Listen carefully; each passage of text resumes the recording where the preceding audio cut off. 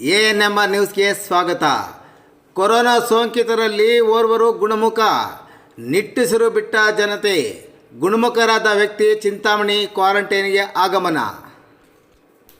ಚಿಂತಾಮಣಿ ನಗರದ 9ನೇ ವಾರ್ಡಿನಲ್ಲಿ ಒಂದೇ ಕುಟುಂಬದ 5 ಮಂದಿಗೆ ಕೊರೋನಾ ಸೋಂಕು ಪ್ರಕರಣ ಕಾಣಿಸಿಕೊಂಡಿದ್ದು, ಈ ಪೈಕಿ ಒಬ್ಬರು ಗುಣಮುಖರಾಗಿದ್ದು, ಅವರು ಕುಟುಂಬ ಸೇರಿದಂತೆ ತಾಲೂಕಿನಲ್ಲಿ ಸೋಂಕು ಹರಡದೇ ಇರುವುದರಿಂದ ಚಿಂತಾಮಣಿ ಜನತೆ ನಿಟ್ಟುಸಿರು ಬಿಡುವಂತಾಗಿದೆ.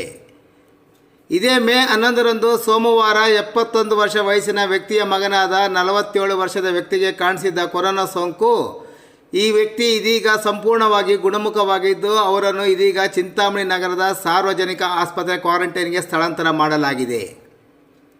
ಇದೇ ಮೇ 9ರಂದು ಶನಿವಾರ ನಗರದ 71 ವರ್ಷ ವಯಸ್ಸಿನ ವ್ಯಕ್ತಿಗೆ ಸೋಂಕು ಕಾಣಿಸಿಕೊಂಡ ನಂತರ ಭಾನುವಾರ ತಮ್ಮ ಮೊಮ್ಮಗನಿಗೆ ಸೋಂಕು ಕಾಣಿಸಿಕೊಂಡಿತ್ತು.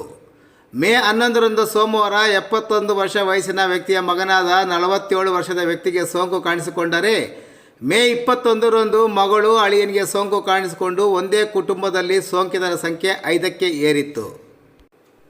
ಆದರೆ ಅದೇ ಕುಟುಂಬದ ಸೊಸೆ, ಮಗಳು ಮತ್ತು ಮಗಳ ಮಗ, ಕಾರಿನ ಚಾಲಕ, ಆಂಬ್ಯುಲೆನ್ಸ್ ಚಾಲಕ, ಮನೆ ಮತ್ತು ಅಂಗಡಿಯ ಕೆಲಸಗಾರರು, ಖಾಸಗಿ ವೈದ್ಯರು ಕ್ವಾರಂಟೈನಲ್ಲಿದ್ದು, ಅವರೆಲ್ಲರಿಗೂ ಹಲವಾರು ಬಾರಿ ಗಂಟಲು ದ್ರವ ತಪಾಸಣೆ ನಡೆಸಿದ್ದು ಅವರೆಲ್ಲರಿಗೂ ನೆಗೆಟಿವ್ ವರದಿ ಬಂದಿದೆ.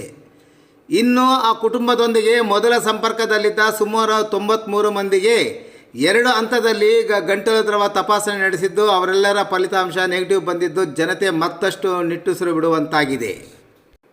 71 ವರ್ಷ ವಯಸ್ಸಿನ ವ್ಯಕ್ತಿ, ಆತನ ಮೊಮ್ಮಗ, ಮಗಳು ಮತ್ತು ಅಳಿಯ ಸಹ ಶೀಘ್ರವೇ ಗುಣಮುಖರಾಗಿ ಮನೆಗೆ ವಾಪಸ್ಸಾಗಲಿದ್ದಾರೆಂದು ಆಸ್ಪತ್ರೆಯ ಮೂಲಗಳು ತಿಳಿಸಿವೆ.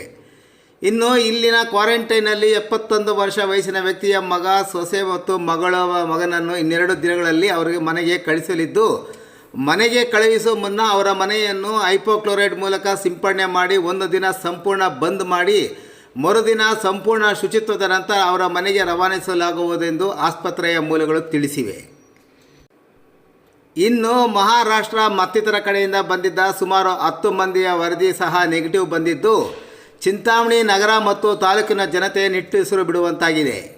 ಜನತೆ ಕಡ್ಡಾಯವಾಗಿ ಮಾಸ್ಕ್ ಮತ್ತು ಸಾಮಾಜಿಕ ಅಂತರ ಕಾಪಾಡುವಂತೆ ತಾಲೂಕು ಆಡಳಿತ, ತಾಲೂಕು ಆರೋಗ್ಯ ಇಲಾಖೆ ಮತ್ತು ಪೊಲೀಸ್ ಇಲಾಖೆ ಮನವಿ ಮಾಡಿಕೊಂಡಿದೆ.